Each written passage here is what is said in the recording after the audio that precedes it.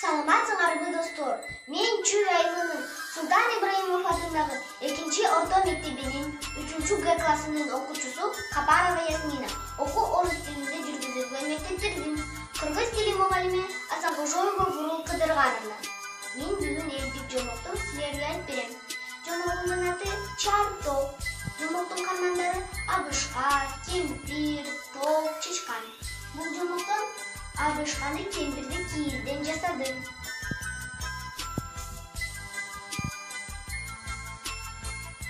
Топту болсо түстү кагаздан жасадым.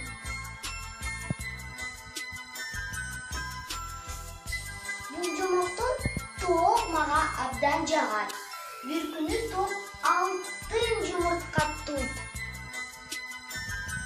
Абышка менен кемпир жумуртканы чапкылап жара албай коет.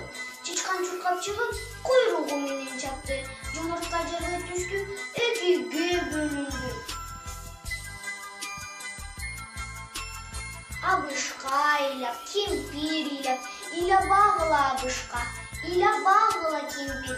Мен силерге жөнөкөй жумуртка тууп беремин, деди Чартоп.